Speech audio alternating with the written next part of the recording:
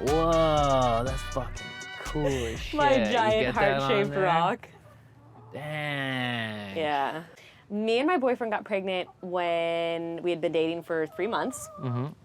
And I don't recommend it. And so the whole first year that we were together, like, we were pretty much just, like, utterly miserable and hated each other. Right. And we're like, oh, we're trapped with each other. And then, like, right when our daughter was born, like, everything changed and everything shifted. But then he proposed to me, like, 10 days later.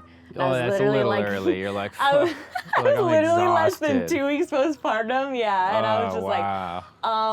like, not right now. We still have a lot of shit to sort through in our relationship. But he proposed to me with his great-grandma's ring. And it was That's like this sweet. tiny little, well, yeah, except it wasn't my great-grandma. Like, it's his great-grandma. Like, I don't know his great-grandma. Right, that's true. You You're like, I have know? some other ladies. Right, I old don't know jewelry. this woman. Yeah, I don't know if it's like- cursed or not. I don't know if it has an old lady hex on it. Yeah, and then it was like this tiny little diamond. So I was like, you know, I kind of want to pick out my own ring. So I chose this one. That's a good one. Yes, and now we actually are engaged. So yeah. That's badass. Yes, yes.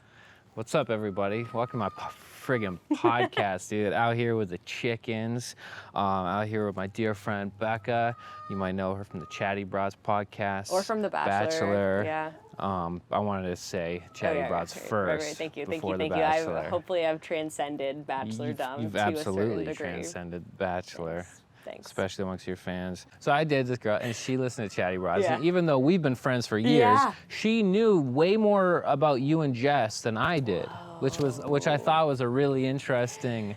Yeah, you know, it's a trip because when I am recording Chatty Broads, we've done it for 4 years. We have over 400 episodes now, which is crazy because I'm like, dude, we've logged almost 1,000 hours of podcasting. Although when you say it like that, it doesn't sound like a lot, right? Like 1,000 hours, doesn't that kind of not sound like a lot? Yeah, but 1,000 hours of deep Is a conversation, lot. you do get to really get to know someone. That's a long You check in with ass someone time. twice a how week. many days is that? I mean, I have very. It's like 100 waking days, right? Like If you- the waking hours of 100 days. Name one person in your life that you've been on the phone with for 1,000 hours that isn't your My immediate fiancé. family? Yeah. Oh, probably like my sister or maybe not the phone, but I've easily talked to my immediate family for 1,000 hours. No, that isn't your Oh, it immediate isn't my family. You immediate know what I family. mean? Like Yeah. if you listen, like anybody that you listen to talk for 1,000 hours, like that's like Yeah. you like love that person. Well, it is crazy. People always ask Jess and I, my co-host, they're always like, oh, so you guys don't hang out outside of the podcast? And I'm like, no, bro, we talk to each other for 5 straight hours once a week. Right. Like yeah. every single week on Yeah. Wednesday, we get together and talk for hours. Yeah. Exactly. We don't need to spend You're the like, you weekend don't- together.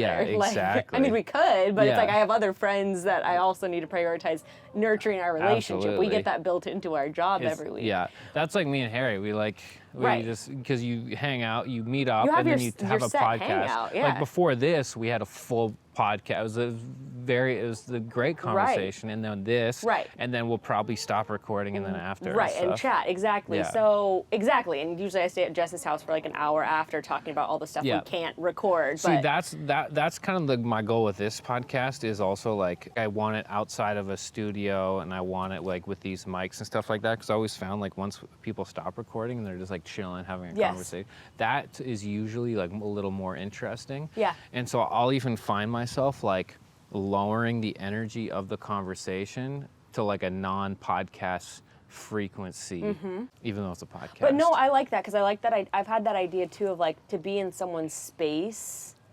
I don't know, it's Yeah. strange though because I've never done a podcast in my own space and I've guested on lots of podcasts and on my own and it is like almost disarming of like, oh my God, I'm like sitting. Also, I've never like sat in this corner of my backyard. Pretty sick. You know, like I'm generally like sitting over This is like a there, little oasis over you got there. going back right? here with It the feels like you're in the chickens. middle of like. It doesn't feel like you're in the middle of Long Beach, except you when you hear- hear that. right and on you hear the cue. gunshots and the sirens. And Exactly, and the fireworks in the alley that's right here, you know, and people Right. trying to steal my shit. But yeah, I really like it out here in the LBC. But anyway, what I was saying though about the podcast is what's interesting is like I do forget because I'm sitting with my best friend every week. Sometimes I forget that like tens of thousands of people are tuning in and hearing what I'm talking about. You know, so when I'm chatting about like my sex life or, you know, struggles with parenting or this or that, like I forget that there's all these strangers listening, which is a special thing. I don't Right. think everyone can do that. But And then when I meet somebody on the street or like at fucking Disneyland when I'm with my kids and they go, oh my God, I listen to every episode of Chatty Broads. Suddenly I'm like in my brain, I'm like thinking of like all these things I've said on the podcast. And it's like very disarming where I'm like, oh my God, you know so much about my life, so much more than I'd like you to know about my life. But you know, it is what it is. And it's how I afford this beautiful home. So I think it's amazing. It's like such a way deeper connection. Like when I first realized like the power of podcasting is I was watching a comedian on stage. I was watching Ari Shaffir on stage, who's kind of like an OG comedian podcaster, and it was his show. And he like mentioned something about his friend, like a personality trait of one of his friends, and the crowd went crazy. Because they knew. And I was like, wow, like that level of connection that like in front of a stranger of audiences, you can say something about your friend. You're like, yeah, my friend's a real cheapskate. And they're like, oh, you know, it's like. They're like, Johnny, like we love Johnny. It's so bizarre. People loved your episode on our podcast. Yeah, got some good reaction. Yeah, people really. Sick. Also, people said that I was a great interviewer on that episode. Yeah, you were. So I really felt like I killed it with that one. You were really challenging me and pushing it. Well, and I think that's what's interesting about podcasting too, is that you also get to like have conversations that you can't have in like a 2-minute clip. You know what I mean? Like you can there are some things that you do have to sit with and digest and ruminate on and really like chat through all angles of it. So I really like that about podcasting too. But yeah, I was worried like when I was coming down, it's like, should I like plan what we're gonna say? I'm like, nah. Did you think of any topic points? I was gonna talk about the time how we left a party to talk about the Unabomber manifesto for like 2 hours. Okay, so I think actually I'm gonna make this now about you, about your content. Make it yeah. Okay.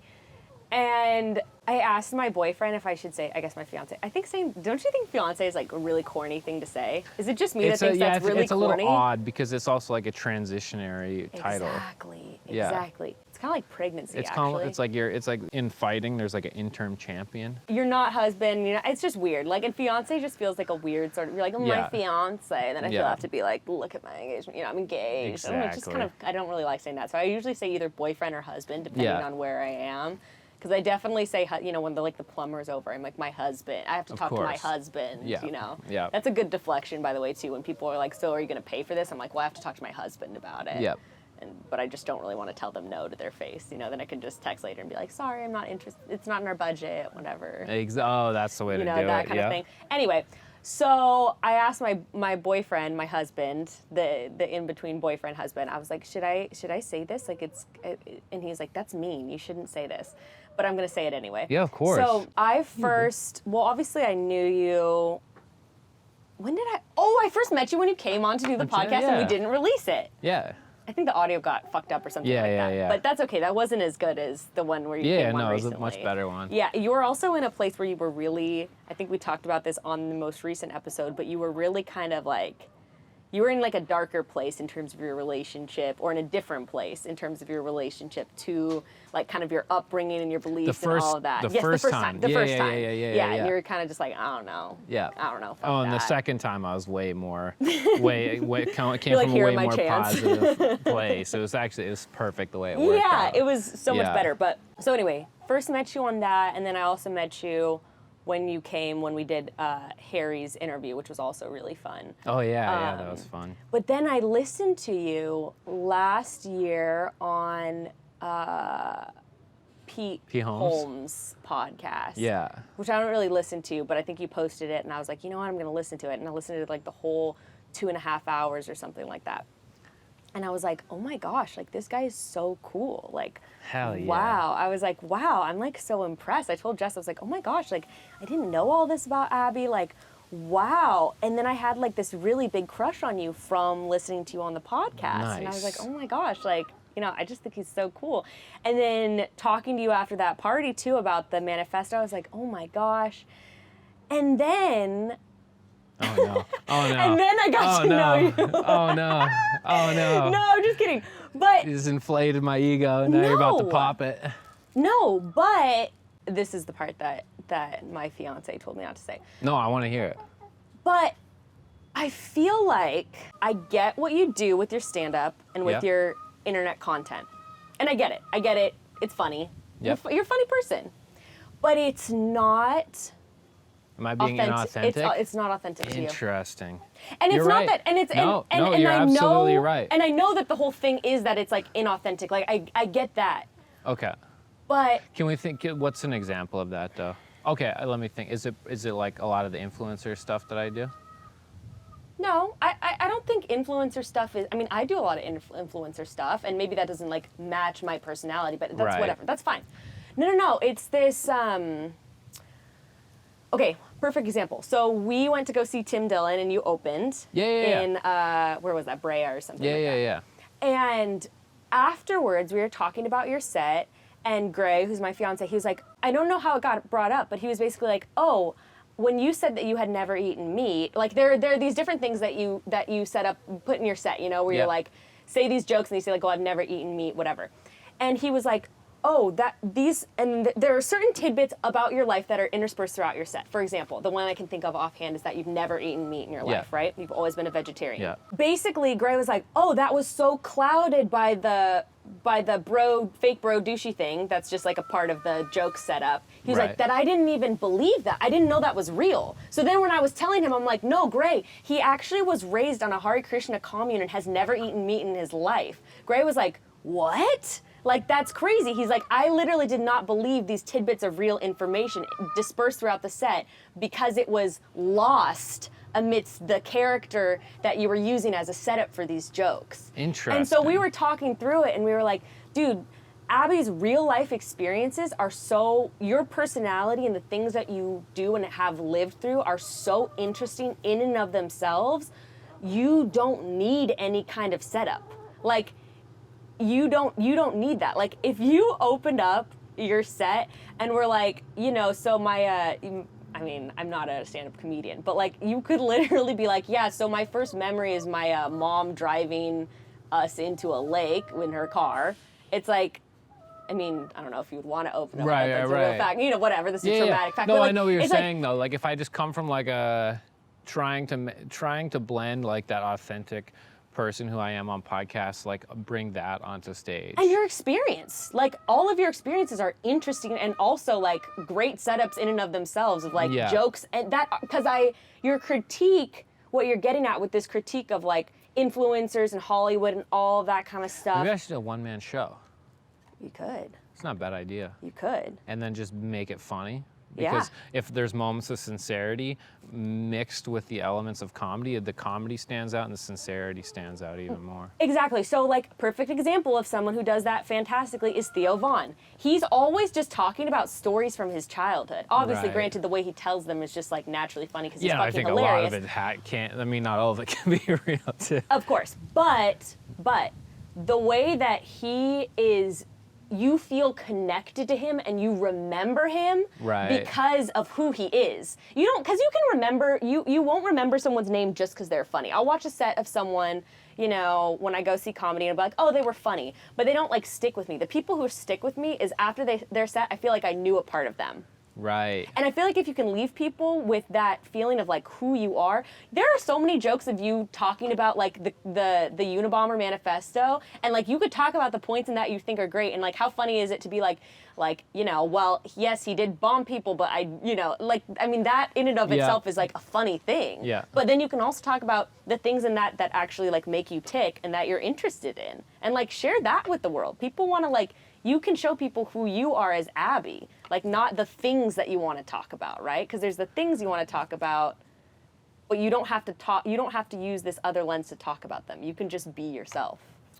This is very insightful, valuable information. I love like hearing people give their real opinion. Yeah, no, absolutely. Some people don't want to, and they get defensive. So I'm just processing it and filtering it, and I think there's a lot of truth to that.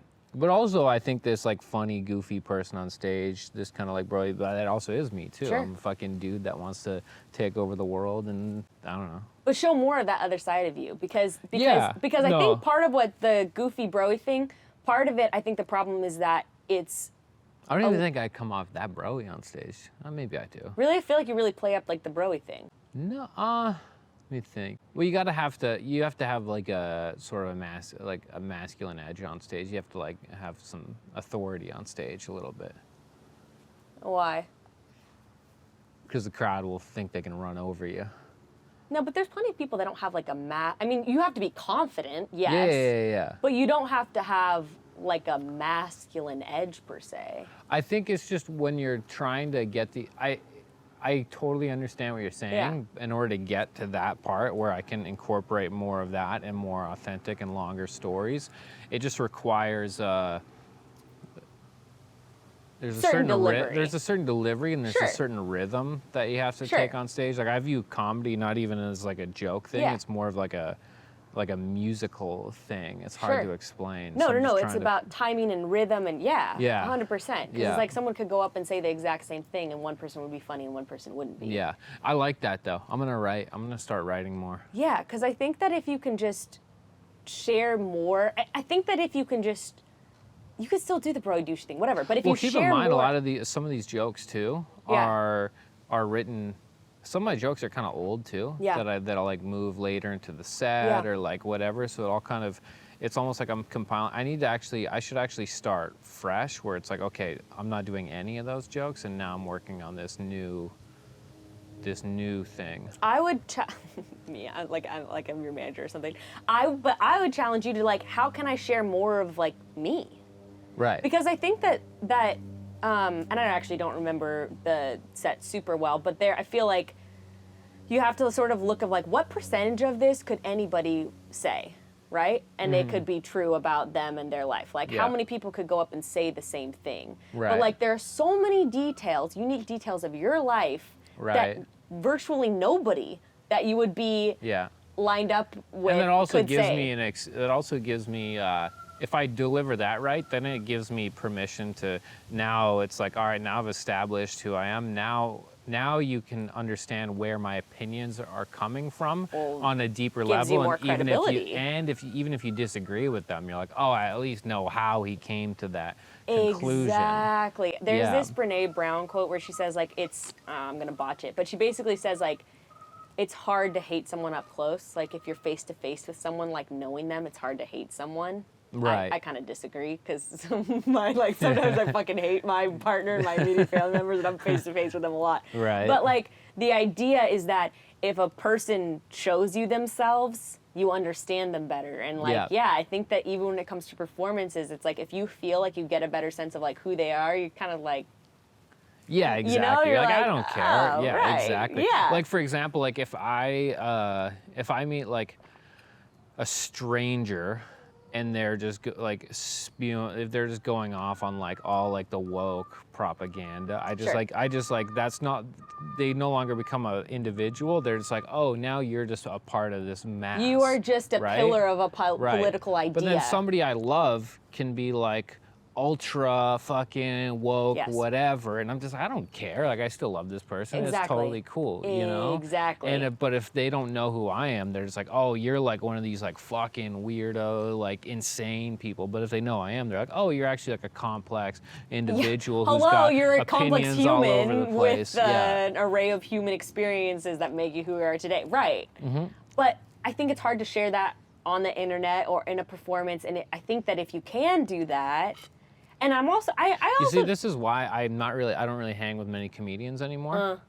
Is because when you hang with comedians, you get lost in the fray and everyone's trying to compete and everyone starts competing for these small lanes. Even now I catch myself now where I'm just like, I see people blowing up left and right on TikTok and shit. I'm like, okay, I'm gonna do what they're doing. I'm gonna do it better. I'm gonna do it faster, quicker, instead of just being like, oh, no, I'm gonna do my own version. How can I just be me? I mean, it's a cliche, but like, this is what I encounter all the time with fucking influencer stuff. So I'm also not coming at it from nowhere. Like and it's something I'm working through right now where I look at these other, like, you know, mommy bloggers. They have kids the same age, similar, you know, lifestyles, whatever. And I'm like, dude, same thing of like, oh my God, they're getting like 5 million views on their kid, like saying their first words or whatever. I can't do that. And then I'm like, wait, what is my purpose though? Like, is my purpose to share my kids saying their first words? Actually, no, it's not. Like, that's not what I'm here to share. Like, what I'm here to share is what I think about things and who I am, and a lot of times stuff that pisses people off or makes them feel a certain way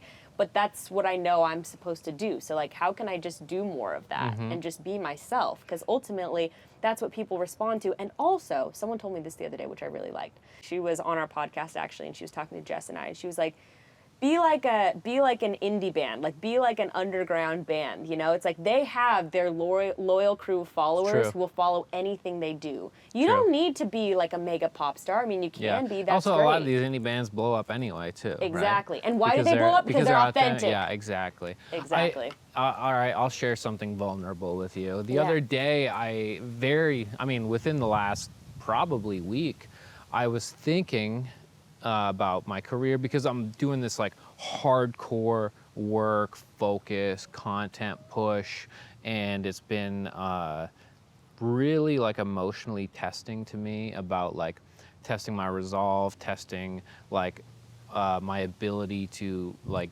rely on myself, put out content on a schedule, figure out, and so I'm accelerating learning, and I'm learning a lot about myself doing it. And what I realized in the last week, I'm like, damn, I'm 31, but I still don't really fully know who I am, which is like an embarrassing thing to say at 31. Yeah. But I'm just like, I guess. I know who I am, Yeah. obviously, but there's parts of myself that I'm still like not completely solid in like what I want out of life and what I want to do. And I'm like, because there's parts of me that I acknowledge that I'm like, I want to make fucking millions of dollars and take over the world and be a fucking badass. Then there's parts of me that it's like, I want to play around the woods and not wear shoes. And then there's parts of me it's like, so I'm just kind of trying to figure out the balance with that. And I'm also like, maybe I just won't settle and then I'll just like make the money and then go to the woods and then come back and stuff. Trust me, I know the exact Right. feeling where I'm And like, then- I want my empire, and then Right. exactly, but I want to live in my mud house, and I don't want any Wi-Fi, and like, Right. you know. And then even on stage too, it's like it's natural because if you're someone like me who navigates so many different worlds, like business worlds and stand-up worlds and wellness, personal development worlds, and all these things. It's like I got all this shit in my mind, and I'm like, I want to be the funniest person. I want to have the best stand-up, but then I also want to talk about. Like wellness and like becoming the best version of myself, which is like the least funny thing to talk about. So I'm like, how do I talk about becoming the best version of myself also with like crazy, edgy, out-of-pocket bits, and also I don't like hurting people's feelings. You know what I mean? Yes. So I'm trying to like navigate all that shit, and it's like, But like, share more about that process. yeah, I mean, I think that it's something that I've navigated with social media, where we become so focused on this whatever product we're going to deliver to the audience, and what the audience wants is the and process. it's like the least artistic, creative thing ever, especially now because I'm like putting out videos every day and I'm charting the views. I'm like, this view, this video got this, and I'm trying to break it into two separate sections of my creativity. I'm trying to have like the technical side of things, and then the artistic side, and then blend the few, which I actually don't view as that bad. No. People are like, oh, social media is killing art. I'm just like, no, you just have to be able to create your art and then put it in a package the same way a painter had to learn to paint one way, and then it's like exactly. You can convey your message, and you want to convey that message in a way that reaches a lot of people. Like, there's nothing wrong with that. Yeah, absolutely.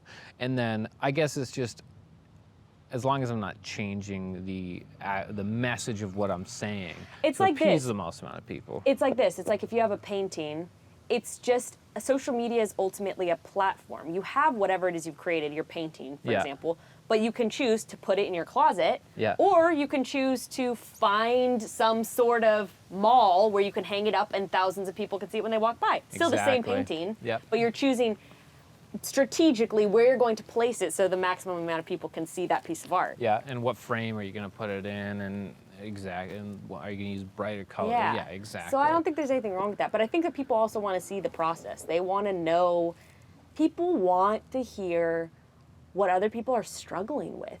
They want to hear about the dichotomy of their thoughts and these two different lives they want to live, and how they, want to be, the edgiest edgelord out there, and they also don't want to hurt someone's feelings. Because when someone hears that, then they're like, aw, like, Right. you're human like me too. Right, Like, and right. then, I don't know, I think that that's the Yeah, and way I that guess we if they know connect. that, then it's like when I say that crazy joke, they're also like, oh, I guess he isn't trying. Yeah. Yeah. And they Yeah. understand where, like, how I come to that joke, and then there's the depth behind it too. Yeah, and I think, like, you know, okay, this is kind of a pivot, but like my fiance and I have been going to this specific couples counselor, and this couples counselor is like, or therapist, whatever you want to call him. He's like, look, you don't need a therapist that you're going to see every week and hash out the same fights, and Yeah. I'm going to help you guys mediate. Like, that's not my job. You shouldn't be seeing a couples therapist for years. He's like, you're gonna see me for like 10 to 20 sessions, and then you'll never need me again. That's his whole thing. That's good. I like that. And you know what his whole thing is about? It's not about avoiding and about like trying to make sure you don't get in a fight. His whole thing is, when you are in that emotional shutdown, Yep. how can I look at the other person and be like, I really want to scream at you right now because I'm so afraid that I am not enough for you. Like, and if you could say that kind of thing to someone, and if you can look in each other's eyes and say that, immediately the other person softens and is like, oh man, you know, if you could Right. say like, I'm in so much pain right now because I'm so scared that I'm pushing you away. Right. Like, Yeah. that immediately like softens something. But so often when we're in conflict with other people, Yeah. what we're doing is like, you do that. We're trying to demonstrate rather than just being present in like what we're actually Yeah, when you actually feeling. say what's actually going on in your head, as opposed And when you to pause like, to yeah. feel it, when you pause to feel, Yeah. I feel really scared. I feel really, you know, sad. I feel really, you know, it's usually really simple. But that, anyway, but even in that artistic process, you can pause and be like, what am I like experiencing right now? And how can I like share this with people? Right. I think that people really connect with that, whatever that is, Right. Right. because it's human. What do you think about all that, about Andrew Tate getting kicked off the internet? It's so whack. I think he's I well. go really back and forth about this kind of stuff. Here's what I think about Andrew Tate getting kicked off the internet. I actually literally did not know who Andrew Tate was until like 2 weeks ago.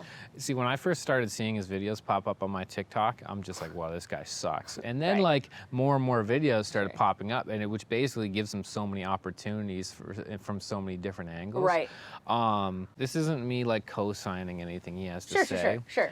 My conspiracy theory version of him getting kicked off of social media, I need to articulate this very well. I think the powers that be, if any guy that talks about, because he was known for all his sexist stuff, right? But what he actually talks about, like as much as the sexist stuff, is about how society's a scam. You know what I mean? About how like university's a scam, about how Sure. governments are a scam. Sure. Like he just calls out all the bullshit Sure. in society. Sure. And when somebody talks about that stuff and then also becomes super famous, the powers that be want to squash that.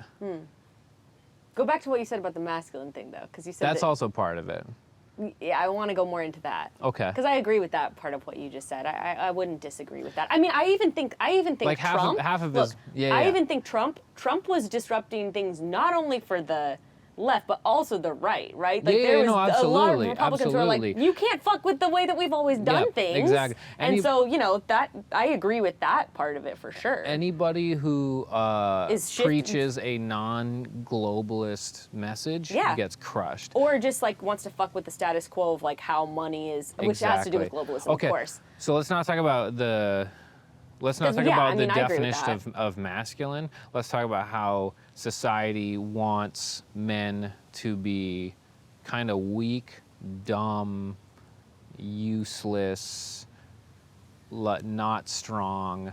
I think people. society wants that of men and women in different ways. They want everyone dumb. They Yeah. want everybody numbed out. Weak and They don't want dumb and- anybody yeah, yeah, paying yeah. attention. They Yeah. want everybody to be.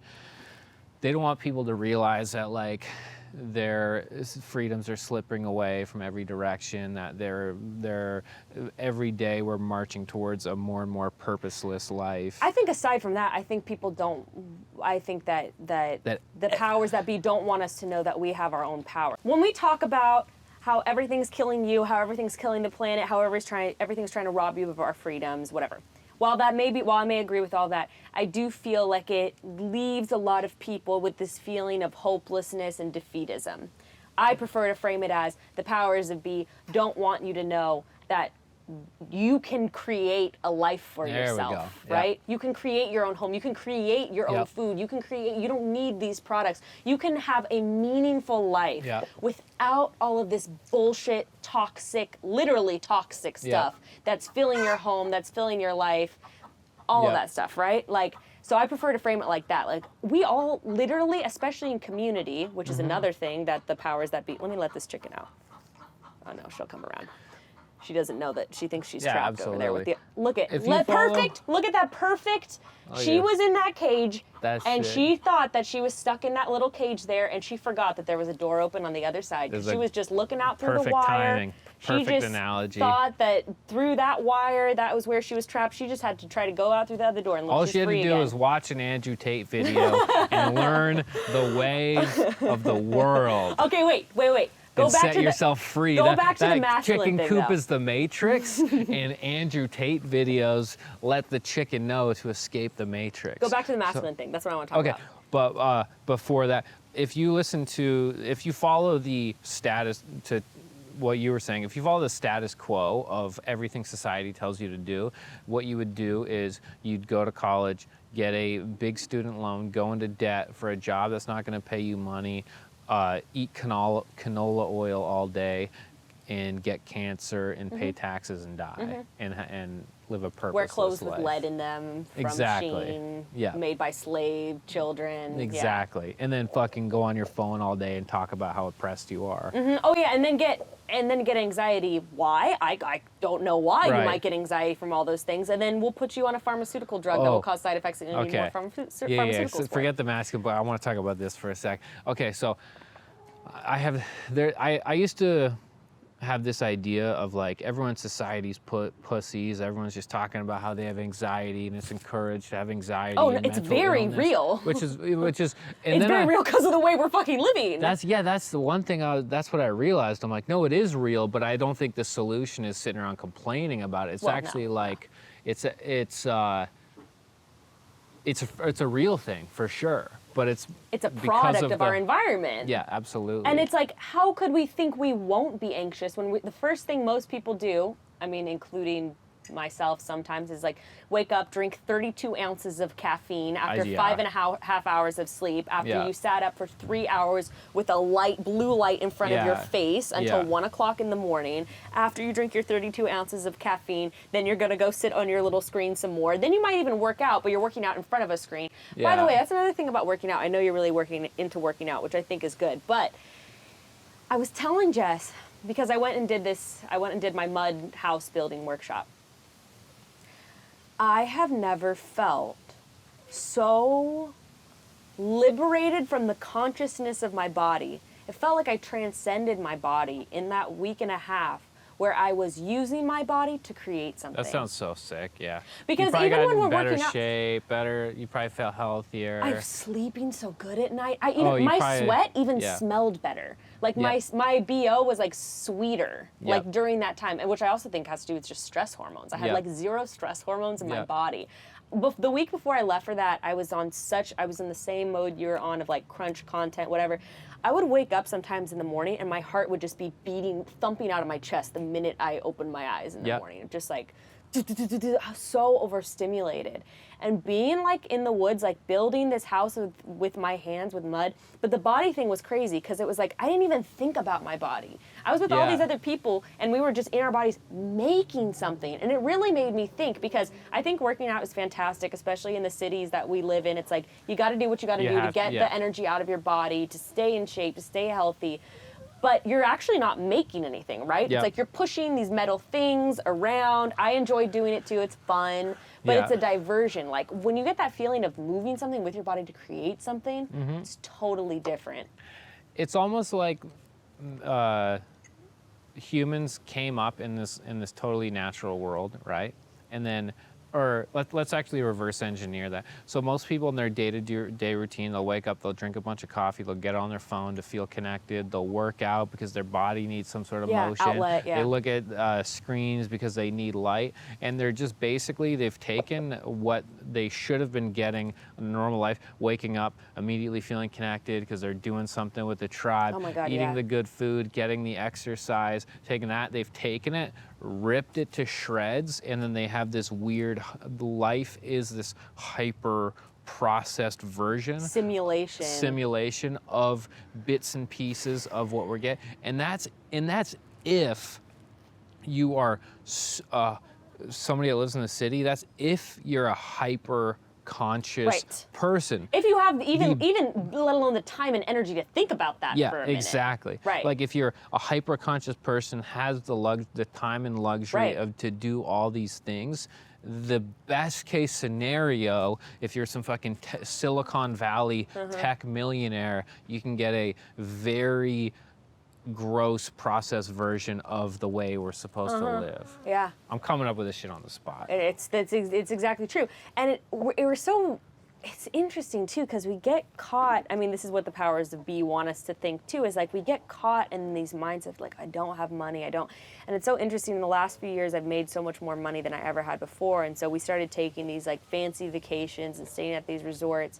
And then when I went to this workshop, which by the way, I think it was $800 for 9 days, we camped, they fed us 3 meals a day of like organic food from nearby farms and all of that.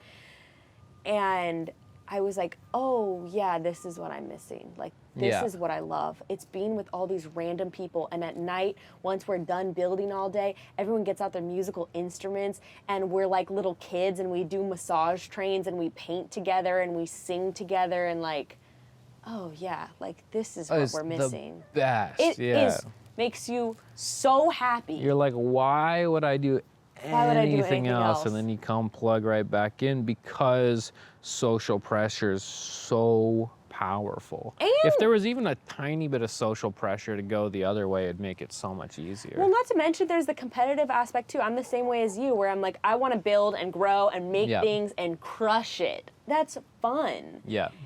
But then the systems, the process of getting there are utterly draining. And like, I've really had to sit back over the last couple months and really just refine, like, what am I doing here? What do I want to be doing? Not what opportunities am I given, because Lord knows there's been a lot of opportunities thrown my way, but like, what do I want? What do I want out of this? You know, like, what makes me fucking happy? Oh, it's... What's your purpose? It's chilling in the dirt and sharing that with people, you know?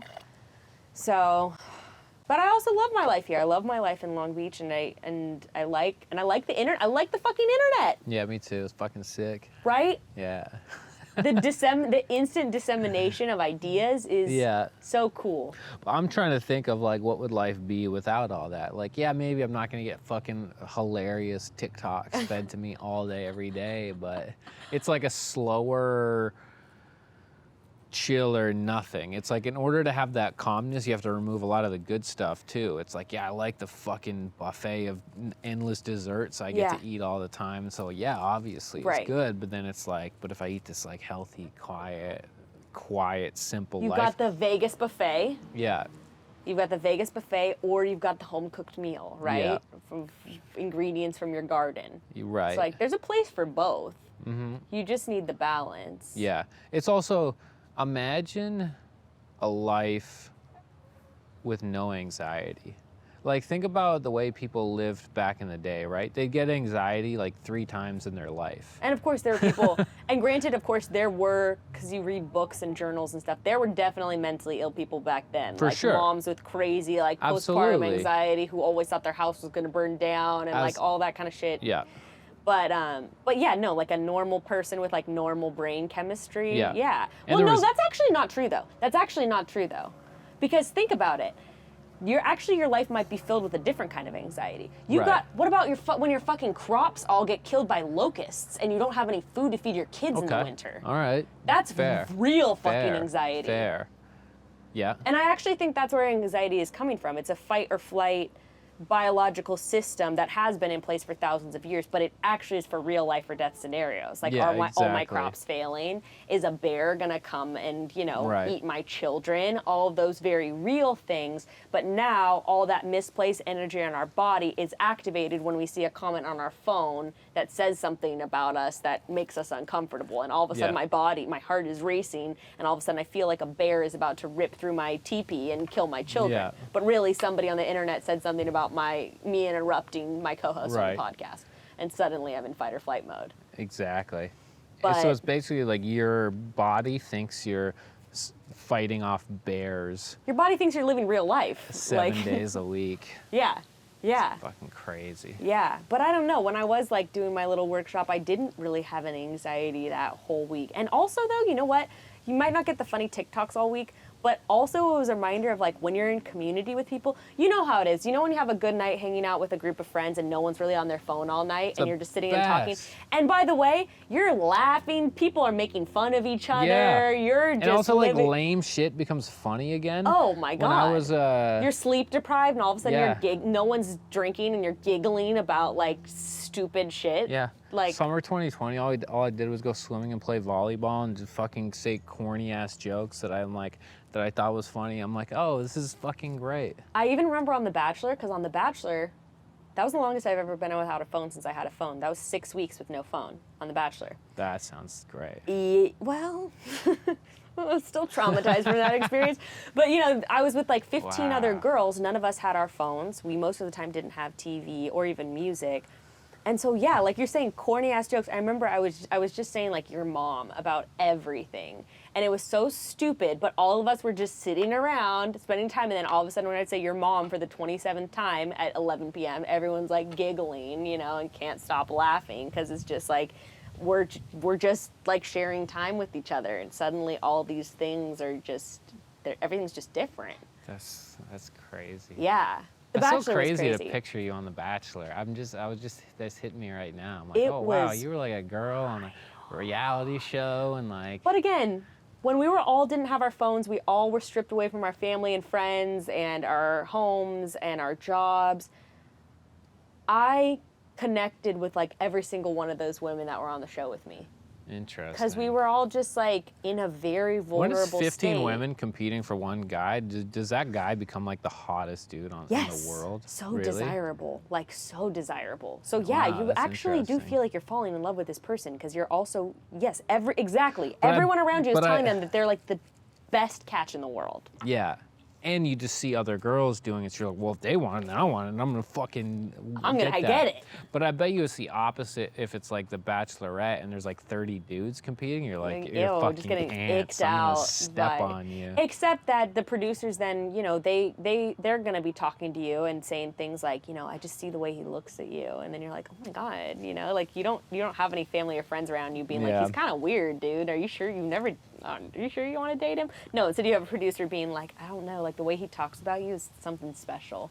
Wow. And And, you're like, and then you're kind of like, oh my God, what does he say about me? it's got to be a wild experience. It's a wild experience for sure. And then your family sees you like dating and like intimate moments millions of people see. The That's things that I said so I watched crazy. it. So me and Gray watched it and recapped it on Patreon. I made him watch my season and we recapped it together. It was so fun. We actually had such a blast, and he became obsessed with the guy who was the lead for my season. He's like obsessed with Ari. He's like, I love Ari. Like he's the best dude. He was like That's really so obsessed with him. fucking funny. And like the love story of him and the girl that he ended up with. He's like, Lauren and Ari have like the most real love like I've ever seen. He's like loves them. But we were watching it. The things that I said to The Bachelor, like especially in the beginning, like when I was like, the fact that some of that was like aired is just so cringy to watch Oh my back, God, You're like fuck. those like stupid lines that you like say to someone, Yeah. when you're like trying to charm them, and then you watch that and millions of people watch it and you're like, I can't. I was like changing my pitch of voice like for the whole first few weeks, where I was doing this kind of like husky sort of like really cool girl thing, and there was Oh like, yeah, and you didn't even realize you were doing it. oh my God. Yeah, and then I'd be talking totally different in the interviews, and him I'd be like, I don't know, like there was this one thing I said, oh my God. It was like on the second week, I said I'm drama-free, lies. I'm I'm simple, a lie, drama-free, a lie, and easy to please. All lies. And I said it in this like husky voice while embracing him, like, and I mean, he ate it up in the moment, but I watched it back and it was just like, oh my God. So and then my fucking fiance funny. is watching it back and he's just like, you're a fucking liar. Like, you're not simple, drama-free, or easy to please at all. So, Oh, that's fucking yeah. good. I'm going to put a link to that in the show notes if anybody wants to watch that. Woo! Yeah, That's so so that was an fucking interesting funny. experience. But I remember one time when I was in high school, I called a girl that I had a crush on, and my friends were like in the vicinity, and like her parents answered the call, and I just said something, and like the tone of my voice changed ever so slightly, and my friends were like, ah! Like it was just like I changed my voice to a way that I've never spoken before, and like they saw it and they were like, "You're the biggest bitch ever." So I could imagine like millions of people seeing that. I want to go back to the masculine thing. I do want to talk about the masculine thing because it's sticking in my head and it's something that I've been very interested in. Yeah, let's talk about it. Okay, people think, you know, especially with trans issues and all that happening, you know, there's obviously this narrative of like people are trying to make men into women and like women. Okay, into I wasn't saying that from like a simplistic. I know. But I'm saying that like as that's this is the societal narrative, right? I do think society wants men to be fucking bitch ass pussies. I agree, but the way that my definition of what like a man being a bitch ass pussy is, right? We might have the same definition, but like this general thing of like, oh, like society wants men to be like physically weak and like submissive and like all those kind of things I think are like, the problem is that the alternative to that that's presented is what? Being physically strong. Fucking okay. Like, all right. And I don't even think physical strength is the thing. What about men having like skills of like knowing how to do things? Oh, absolutely. Right? No, like, competence. Right. Competence. Yeah. Competence is masculine. Strength is emotional stability. Exactly. Is masculine. But emotional stability, I think, is often misconstrued with emotionlessness. Right. Of no, that's fair. Or of masking that, and like I think but the thing is, sometimes you like. I know this is an unpopular, but sometimes you do have to just mask it and stuff it down. Okay, like sure. What if you're like in war? Like what do you like? Just in what's life, it's like you mask it, stuff it down, then deal with it in appropriate times, and like not put it on other people. But then there's a lot of dudes that mask it, stuff it down, then blow up on people left and right. Oh, 100%. Okay, so this is the perfect. But also, you don't have to like share. Like I'm a guy, right? And so like when I was younger, I used to think it was totally appropriate to share all my feelings with everybody, and I'm like, maybe not. Just maybe share with like 2-3 people, and then on podcasts to everybody, and then that's it. That applies to both men and women, right? Like if somebody says something to me, I don't have to immediately start crying and be like, that like hurts me. Like I can sit and think about it, and then maybe I can contact that person later and be like, you know what, like. That brought up like a lot of pain for me when you said that, and like maybe we could talk about that, right? Like that's a healthy way of dealing with something, right? Than just being emotionally reactive. I don't even think that's not even unmasculine to say that. Hey, buddy. Right. No, but I think like I think that, and I agree with what you're saying of like men having to put up the mask and then never dealing with it. But I think that also if you've developed the tools to process through your emotions, you can then like recognize it in the moment and then deal with it in a healthy way. Okay, there's this debate that me and my partner have a lot where like he talks about like, no, I think like men need to know how to be physically capable to like handle situations and like, you know, how to be able to like, you know, stand up for people and like intervene and like all that kind of thing, right? Well, I think it's a benefit of the society we live in that men don't need to do that. But the second like society crumbles even a little bit, you're gonna need those skills. Well, and I agree with that, but then also what I think is even more valuable than that, and what I argue with him is like, but imagine having the emotional competency to be able to diffuse situations. Oh, absolutely. Like to be able to connect with someone and like A perfect example is he talks about his friend who's like a jujitsu master or whatever. And there was this guy who was being really fucking crazy. Oh, you want my water? Being really fucking crazy about his credit card getting declined, right? Yeah. At a fucking fast food restaurant, right? And he's freaking out because his credit card's getting declined. And basically, his friend sort of bro, like, you need to shut the fuck up, or like some shit's gonna go down. Basically, it was like threatening this dude with, like, you need to back off, or I'm gonna beat the shit out of you, right? And I'm like, okay, I hear you, but also, what about the person? What about a woman or a man who has the tools to be like, hey, it's all good. Can I cover you for your meal? Right. Like, is that cool if I got you, dude. Like, you're good. Like, what about that? Well, the thing is, the guy who's freaking out with the credit card, that guy isn't masculine. Right. No, He's not being 100%. masculine. Right. Yeah, He's totally just lost in the sauce of like his emotions and he's in full just reaction. blind testosterone. I don't think that's masculine. No. Man. But that thing of like, oh, you need to shut the fuck up, or like, I'm gonna kick the shit out of you, kind of thing, of like that, like, I'm a big dude who's gonna tell you what to do. What I think is even more valuable than that is like having the control and the wherewithal to like do your best to diffuse that situation. Absolutely. Whilst I think that's connecting also with that masculine person's too. humanity. Yeah. I think masculine is being able to walk up to the guy and be like, "Hey, what's up, dude? Diffuse the situation. That guy could have been so masculine that he becomes the other person's like emotional rock that that person can lean on. Yeah, in that moment of them being totally dysregulated. Right. Yeah, it's almost like a lower level of masculine. Be like, shut the fuck up. Right. But imagine if that guy's like, you're so masculine and manly. You're like, no, I'm your dad in this situation. Exactly. I agree with that definition. I think that's the one that's missing though so much from these conversations. It's like, I believe that people are trying to strip dudes of this lower level of masculinity too, but like, what if we were seeking this higher level of masculinity, you know? Yeah.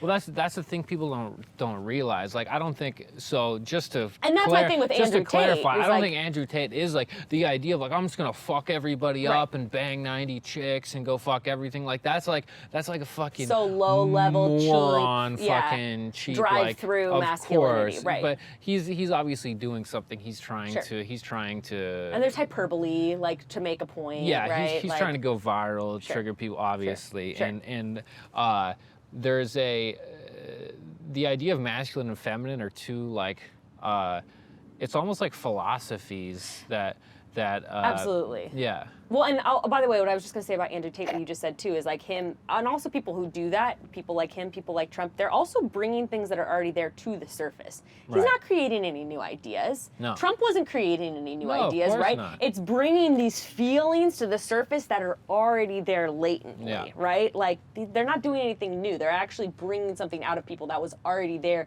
that probably needs to ultimately be explored and processed, right? Like, it needs to be.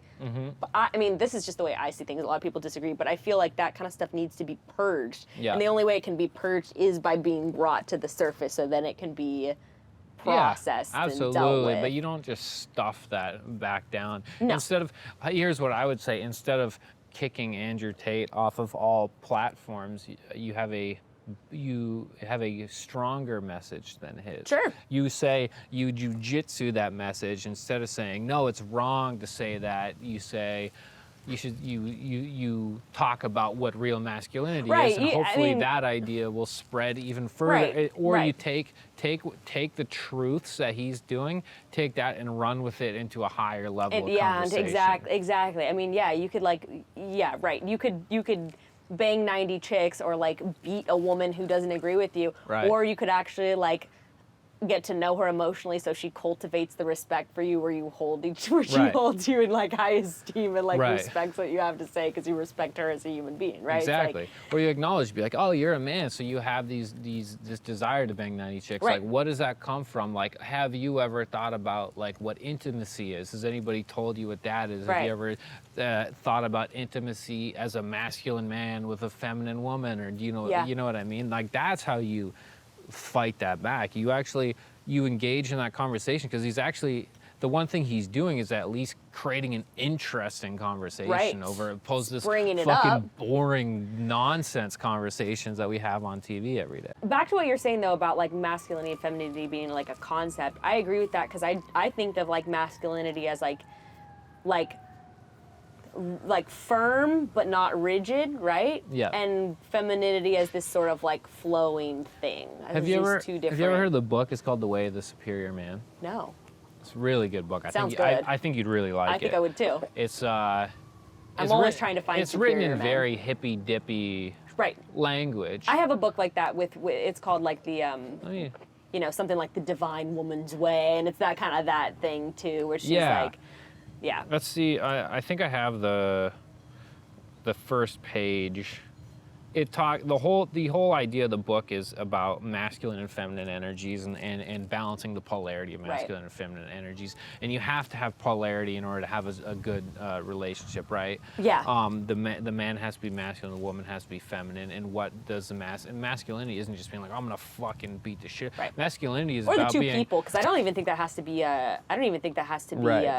hetero or cisgender, of course, right? yeah, no, that's what it says in the book. Yeah. Gay relation, even in gay, straight, lesbian relationships, Yeah. even in those relationships, there's a masculine and feminine polarity between the two. Because it's the energy. That's what the top and the bottom. Like it's yin and yang. It's like this form, right? Absolutely. Like, yeah. And the highest form of masculinity is being like so strong and so solid that you're vibrating nothing but love and caring.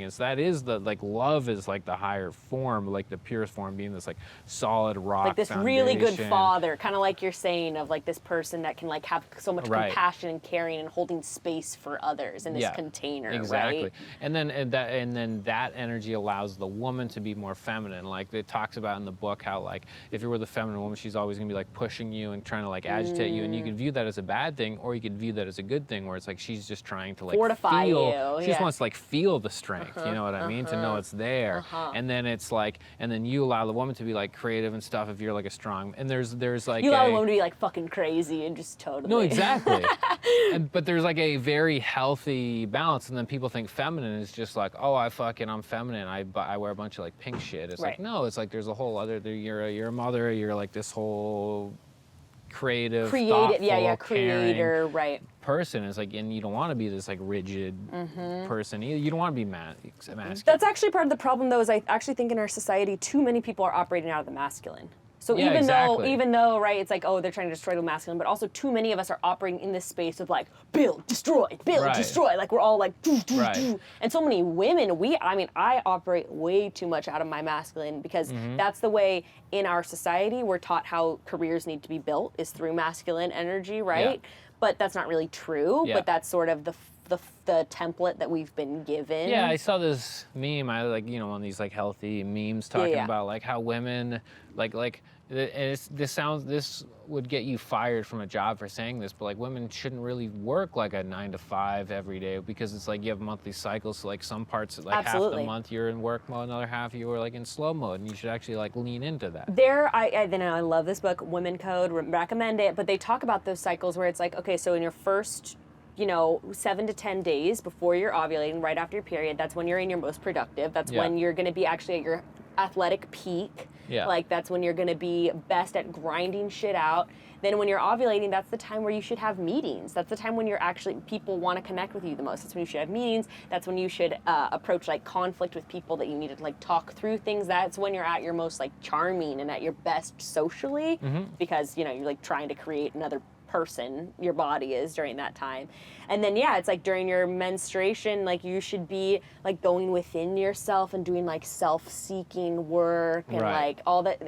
But it's like I think that if we were allowed to operate in that flow, there would not that the end goal is to get so much more done, but it's like the quality over quantity thing. Like what would be the quality of work if we could operate within that like rhythm and flow? Yeah, absolutely. I mean, your at least overall fulfillment in life would be higher. Yeah.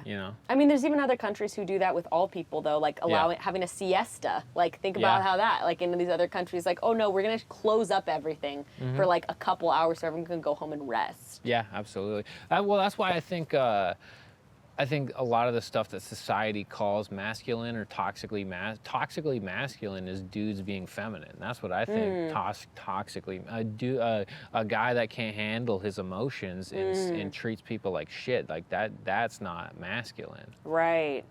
Well, that's just like a weak vibration in general. Yeah, you're just like being a bitch. Yeah. Or that's just like or I think toxic masculinity is also like assuming that you're too much for like someone else to handle, right? Of like, oh, I can't burden someone else with like my feelings. Other people have it. Perfect example of toxic masculinity that people don't talk about a lot is like, other people have it harder than me. So like what I'm going through really isn't that tough. Yeah, That's actually like a toxically masculine trait. Yeah. Of being like, other people have it way worse than me, so like I should just like shut the fuck up and stop being a bitch. I wouldn't call me toxically masculine because I'm good. But it's like being masculine is also recognizing the soft parts of yourself and reckoning with that, you know, and being like, oh no, like I can share that with people and like I can be valid in like what I'm going through and own that confidently and say like, oh yeah, I need someone to fucking give me a hug. Yeah, I'm having a really hard day. And yeah, there's people out there that are starving and going through war, but like, yeah, my boss did say some shit that pissed me off and I need a fucking hug. Yep. I don't know. That's our TED Talk. That's our TED Talk. What's like the hardest part about being a parent? Like what do you experience on your like hardest days of being a parent? Like is there ever days you like are like, I wish I was doing something else? Oh, like wish I was doing something else instead of being a parent? Yeah.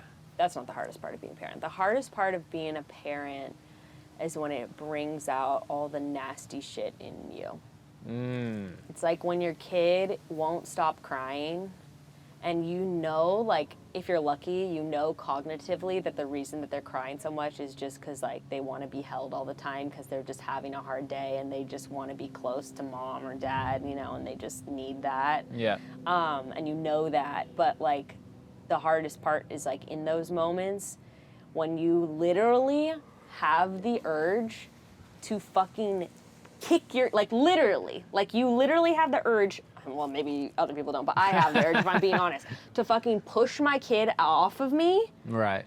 To hit them, you know, to fucking pinch them and be like, just shut the fuck up. Right. Like, just stop. The urge. The urge, yeah. Right. Yeah, I mean, but but there are like times where in the middle of the night, they won't stop waking up and you're so sleep deprived. There have been times, you know, where I grab my 2-year-old by the shoulders and be like, please stop crying. Please. Right. You know, please. And you're so, and then you like snap out of those moments and you're like, oh my God, like this is a baby. Yeah. But it's bringing out that part of you that's impatient, that doesn't like when someone else is having a negative emotion, right? Like we don't like as humans when someone's crying in front of us. Oh, for sure. We want them to stop. I want to solve this right now. Yeah, stop, please. Yeah. Like, I mean, even when I get in fights with my boyfriend, I'm like crying. You know, girls, a lot of women cry instead of being angry. You know, we'll like express ourselves through like crying uncontrollably, and he'll just, you know, he just like wants me to stop. Like, please don't do that anymore. I don't like this. And so you get those feelings with your kid, and it brings out this side of you that's like can be so impatient and so like toxic and so just like wanting to bend them to your will. And then you step out of it and you're like, oh, I've fucking done it again. I have so much more like work to do on myself of like not being in this reactive space where I'm just trying to impose my will upon the people around me. Right. And then I don't know, it just like, and then you look back and you, just with the phone stuff, you're like, man, the last 2 weeks, when was the last time I just like looked my kid in the eyes and just like noticed them, you know, like really sat there with them and like held space for them. And they think about that and you're like, oh my God, I only did that like twice in the last like 5 days. Like I'm such a piece of shit. And like, that's the part that's the hardest. I think that, you know, sometimes, you don't want to bring them along to your friend's party and you have to do that and that stuff sucks or they won't stop screaming in the car. But I think that the hardest part about kids is that they're a mirror. And so they're going to show you like all the nasty corners of yourself that you still need to work on that you thought you had all figured out. Would you let your kids be on The Bachelor? I mean, I'm not going to stop them. I can't stop them from being on The Bachelor. What am I going to do, sabotage them? Mm-hmm. No, I think that, you know, I think that if my kids are on The Bachelor, I'd be like, well, we got this. I got you. You're like, all right, now I'm fucking, what's her name? Caitlyn Jenner. Yeah, now I'm getting Kris Jenner. Kris Jenner. You're like, all right, now I'm done. No, yeah. Well, and I think also I'd be happy for them, because I think one of the hardest parts coming off the show is being thrust into the public eye and dealing with all these people's strangers' expectations, you know, and having my identity get rocked by this sudden stream of feedback from these people I didn't know. I think that was the most jolting experience of it all. And then I think I'd be able to provide guidance for my kid in that and be like, I know how to deal with that, and I can certainly like give you some wisdom if you want Hell it on how to like, you know, be solid in who you are while going through this, and how to set firm boundaries for yourself so you're not getting pulled every which way by like public opinion. And so yes. Because look at now I get to make all my money on the internet. I can virtually do anything with my life. It's That's like what so you're dope. trying to do. It's like I can go anywhere. I can do anything. And I probably could do that now, but I want a lot of money before I do it. That's the thing that I was talking about earlier. It's like we are not very creative with like our time or our money. Like one of my good friends, when he got out of high school, he didn't go to college. He had like no money. And you know what he did for like 5 or 6 years was just woofing. He would go and, you know, work on organic farms for free. And he was like, some of them I was literally like a slave cleaning out toilets. He's like, but others, it was like a fucking yoga retreat where I was getting all these amazing meals and I was working like 2 hours a day. And he traveled everywhere. And he would just like make enough money to do his next plane ticket. And got this plethora of life experiences. That's what I wanted to share. Before earlier. What? I was gonna. I know I'm interviewing you, but this is something I wanted to share, which is like, when I started comedy, I was 21, completely unconscious to everything around me. Like most people are. 21, college age, interested in partying, interested in the lifestyle, got good at it and kept doing it and still do it. And now I'm like, I like don't care about anything. Like I'm a completely different person that has no interest in nightlife. I'm like, how do I restructure my life around that? Maybe find like a new form of comedy, which is interesting to think about. I mean, welcome to podcasting. Welcome to the internet. It's yeah, like you can do, that's true. Yeah. But I also think that the live performance is so much fun, though. Yeah, but also I think that if you can be different in a live performance than everyone else in a lineup. Yeah. Like that's so. Yeah. I don't know. I just think like be the person where people go like, dude, remember that guy that we saw who like talked about like that? Like that was so like what was his name again? Yeah. All right, I'm gonna write a one-man show. Yes. I can't wait to see it. Hell yeah. We'll be up there front row. Me and Gray will be up there critiquing it, and Gray will be like, hey, you did this. But that was interesting to hear his perspective as someone who didn't know you, to be like, oh no, I literally thought that was like part of the joke. No, that's good. I have had people say that to me a bunch of times. Really? Yeah. They're like, oh wait, is that shit real? I'm like, yeah, I don't lie on stage. Right. And they're like, whoa, that's crazy. That P. Holmes interview is really cool. People bring that up to me all the time. That stuck with people. It stuck with a lot of people. Yeah. I think I need to do more podcasts with people that I kind of vibe with on that frequency, because that are more in line with stuff like that, because I do a lot of podcasts with comedians and influencers. Yeah. Even like my business partner Ari, like when I'm with him, I'm definitely like the funniest version of myself, but not like the full, because he's just like, he thinks anything outside of conventional whatever. It's just crazy. Kind of stupid. He's fine. Yeah. So he just has no interest in anything personal development. So I need to do more stuff with people like that. I mean, I've just been clarifying that in my own life. I'm like, dude, how many of people in my community can I like talk about like my spiritual experience with? You're a really good person to talk to, because I find myself right on the edge of my knowledge, which is great. And so I'm probably watch this back and be like, damn, I was stumbling a lot, but it's really good. You know what? That's like actually... It's like one of the best conversations I've had in a long time. Oh, really? Yeah, it's great. I mean, that's like something that I realized like in the last couple months, like I was telling you, it's like, dude, no, okay, I don't need to worry about how many views I'm getting on my kid taking his first steps or whatever. Like, I need like what I'm supposed to be doing, and I need to find, I'm in this literally the same zone of like, how do I find this space in the things that I'm doing to be this? But like what I am supposed to be doing on earth is like pushing. Like I'm supposed to be like pushing and moving people and like ideas and like Yeah. kind of testing the boundaries, Yeah. pressing. I was hanging out with Craig Conant, Yeah, our I mutual friend, and me and fucking Craig were love both him. like, I can think of two separate times where we're like, you know who gets it? Becca gets it. Oh my God, that makes me so happy. That makes me so happy. Yeah. Dude, Craig is like, you know what? And Craig fucking gets it. Craig gets it. And I'm seeing him really like step into Yeah. like himself. Yeah. His girlfriend's really cool too. I've never met her. She looks cool though. She's super hippy dippy spiritual That's manifesting sick. girl. But, I love that shit. Dude, they're all watching. Oh wait, I have to get that on my phone real quick. Let me just get this for a little clip. Yeah, of course. Do you have anything you want to plug? Yes, follow me on Instagram at Bekah. Listen to Chatty Broads wherever you get your podcasts, and yeah, I am at Bekah on Instagram because I did buy that. Bekah. Bought it for $750. And if you're in New York, I'm at Caroline's Comedy Club, September 10th. 2 shows. Boop, boop, boop, boop. Let's sell that out, dude.